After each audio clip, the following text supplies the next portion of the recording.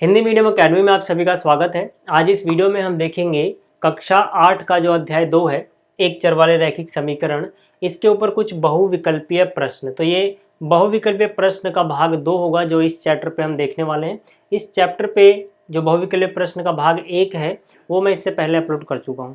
साथ ही साथ पूरा ये चैप्टर मैं आपको पढ़ा चुका हूँ। तो अगर आपको देखना है, आपने नहीं देखा है, आपको कोई दिक्कत है तो उसकी पूरी प्लेलिस्ट का लिंक इस वीडियो के डिस्क्रिप्शन में मिल जाएगा, आप वहां से देख सकते हैं। साथ ही साथ मुझे आप ये भी बताएं कमेंट में कि आपकी एग्ज़ाम्स की तैयारियां कैसी चल रही हैं, कितना आपने तैयार कर लिया है, कितना रहता है, ठीक है। और कौन से चैप्टर में आपको सबसे ज़्यादा दिक्कत है ये ज़रूर बताना।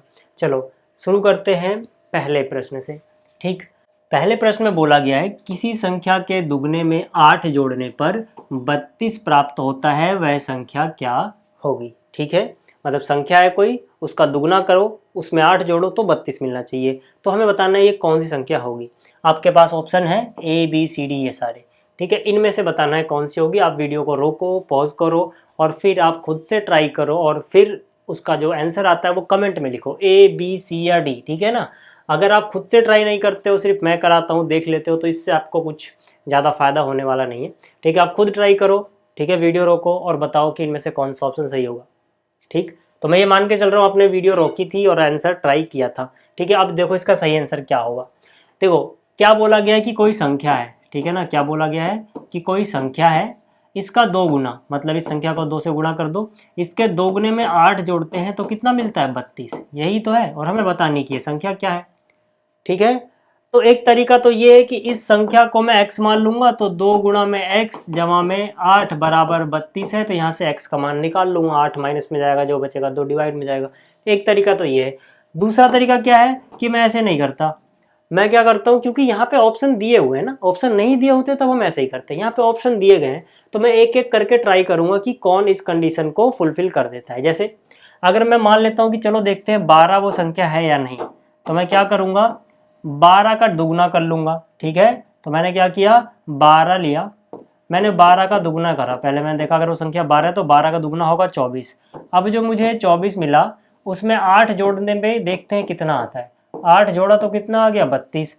मतलब यार ये 12 ही वो संख्या है, ठीक है ना।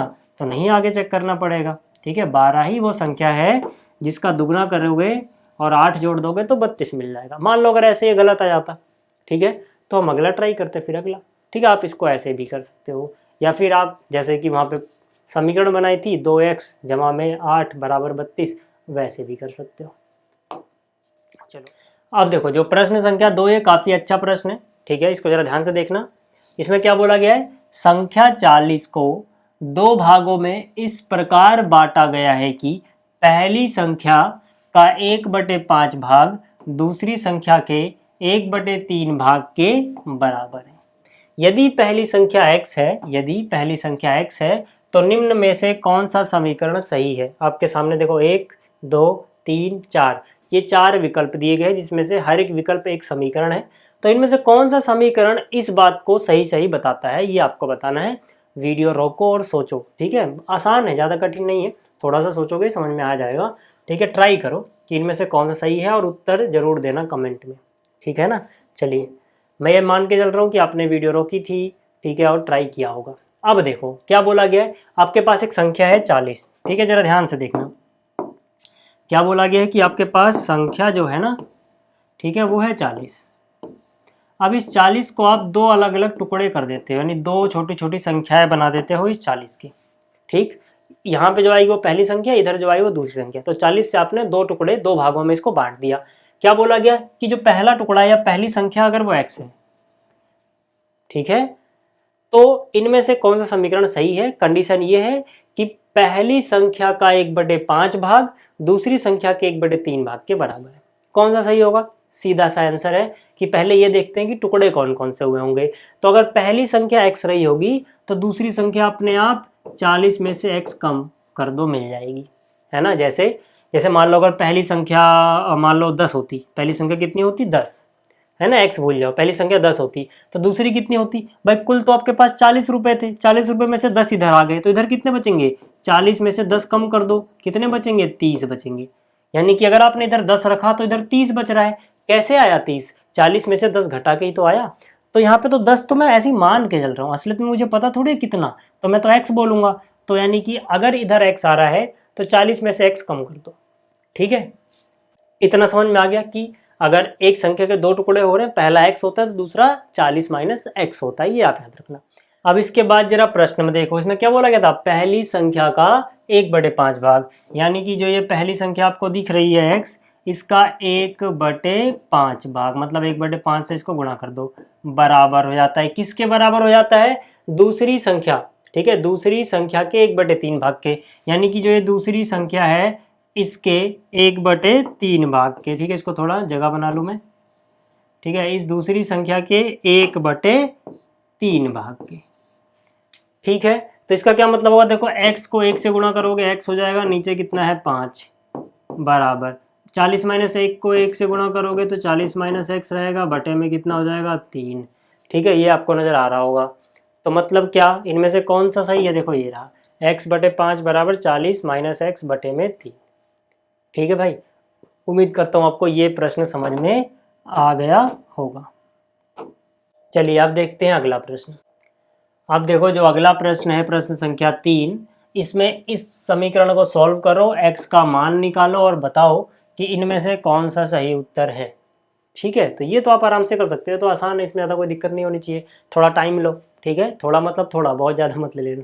ठीक है, और इसको सॉल्व करो और बताओ क्या आएगा। देखो मैं फिर से मान के चल रहा हूँ, अपनी वीडियो रोकी, ठीक है, और इसका उत्तर ट्राई किया। कैसे करेंगे, यहाँ पर देखो अपने पास क्या है, 9 को अंदर गुणा में ले जाओगे तो कितना हो जाएगा, 9 × 4 36x, फिर यहाँ पे जाएगा ये 9 पंजे 45, बराबर यहाँ 5 × x कितना हो जाएगा 5x, फिर 5 चौक कितना हो जाएगा 20, x को एक तरफ लाओ 36x, ये 5x इधर माइनस में आएगा, बराबर यहाँ नंबर में क्या बचा है 20, और माइनस 45 उस तरफ जाएगा तो प्लस 45 में जाएगा।